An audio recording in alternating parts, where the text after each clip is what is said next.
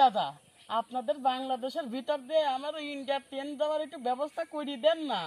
দব না দব না দব না রে, আমি দব না। কেন দিবেন না? খালি তো ট্রেনে ঢুকাতে চাচ্ছি, আর কিছু তো ঢুকাতে চাচ্ছি না। ওরে ভাই, দেশ স্বাধীন হওয়ার পরের থেকে আপনি করে ভারত বাংলাদেশের মধ্যে দিয়ে ঢুকাই দিচ্ছেন, আর কত ঢুকাই বিড়ছেন, এবার আর পারবো না নে। ওটা একটা বিষয় না, একটু দেন না, শেষবারের মতো দেন, একবার ঢুকাবি ট্রেন। হবি না নে ভাই, কোনোভাবেই হবি না নে। আমরা কি দাতা হাতেম তাই হয়েছি নাকি? আপনার করে একটা তিস্তার পানি চাইছিলাম, একটু তিস্তার পানি দেন। ও বাবা, রিকোয়েস্ট করতে হাত পা ধরতে আমার ঘরে নিজের হাতে খুঁটা পড়ে গেছে, পানি দেন নাই, আর আমার ঘরের ভিতর দিয়ে ঢুকাই দিচ্ছেন। এবার আর ঢুকাবি দেবো না নে, মাপ চাই। ওই রাস্তা দেখেন।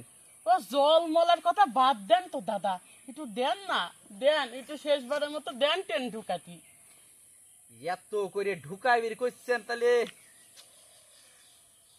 সবই তো বুঝলাম, আমি নয় রাজি হইলাম ঢুকানির জন্য ট্রেন। দেশের জনগণ তো খেপে যাবেনি। দেশের জনগণের আমি কিভাবে ধামা চাপা দেবো? ওরে বাপরে বাপ, ওরা খেপে গেলি খেয়ালা দিবিনি। আপসাই আপনি রাস্তা দেখেন তো, অন্যদিক যান। আরে ওটা কোনো ব্যাপারই ল, ওটা তো একটুরির ব্যাপার, বুদ্ধি পাইয়া গেছি। এই যে বাংলাদেশের মানুষ ফেসবুকের উপর ট্রেন্ডিং এ থাকে, হ্যাঁ, ওই রাসেল ভাইপার নিয়ে আমরা ঝামেলায় লাগা নেবো, ওরা ফেসবুক নিয়ে ঘাটাঘাটি করবে, আমরা ওই সুযোগের তল দিয়ে ঢুকা দেবো ট্রেন। এইরকমই সিস্টেমটা হয়েছে, কিন্তু বুঝেছেন বিষয়টা? আমাদের দাদারা আমাদের বাংলাদেশের ভেতর দিয়ে খালি ঢুকাই গেল, বহুত কিছু ঢুকাইছে। জায়গা মতো দিয়েও ঢুকাইছে, অন্য জায়গা দিয়েও ঢুকাইছে। আমরা কি পাইছি বলেন তো? কাঁচকলা ছাড়া কিছুই তো পাই নেই। আর এই যে দাদারা, আপনাদেরকে বলছি, আপনারা তো শুধু বলেন তোদের বাংলাদেশের আমাদের দরকার নেই, তোদের বাংলাদেশ দিয়ে আমরা কি করব? ভিক্ষে দিলাম, এই যে ট্রেনটা ঢুকে দিলাম, ভিক্ষে। আমাদের তো দয়ার সাগর, আমরা তো না করতে পারি না। বিষয়টা কিন্তু এরকমই হয়েছে। আমরা তো ফেসবুক ট্রেন্ডিং এর উপর চলি। এদিক বাংলাদেশের খেলা হইতেছে, খারাপ খেলতেছে, আমরা ট্রোলিং করতেছি। ওদিক রাসেল ভাইপার সাহেব বহুত আগেই আইছে বাংলাদেশে, নতুন করে একটা ঝামেলা পাকাতেছে। আর বাংলাদেশের মিডিয়া কর্মী, ওরে আল্লাহ রে, তোমাদের হাজার হাজার লাল সালাম, তোমাদের মিষ্টি খাওয়াবো।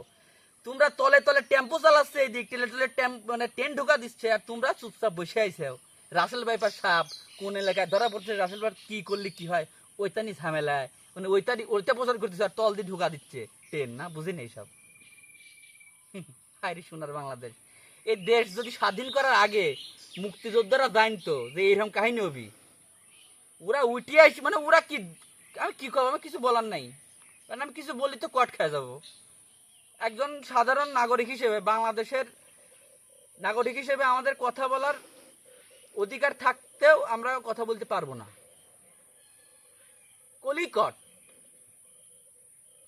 কথা কয়া লাভও নাই। ভারত স্বাধীনতা হওয়ার পর থেকে ঢুকায় যাচ্ছে, ঢুকাতেই থাকবে। বাংলাদেশ শুধু নিবেই আর অনুদান দিবেই, কিছু আর পাবিলা। এটাই আমাদের বাংলা।